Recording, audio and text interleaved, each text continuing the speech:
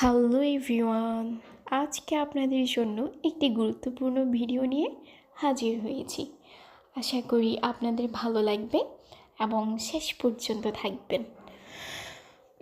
প্রথমে আমরা তখন ছিল ভোর 6টা, রওনা দিলাম চৌধুরীহাট থেকে মুরাদপুর থেকে নতুন ব্রিজ থেকে আমরা চলে গেলাম ফিশারি ঘাটে। এই সম্পর্কে আগে একটু ধারণা দিয়ে দিই।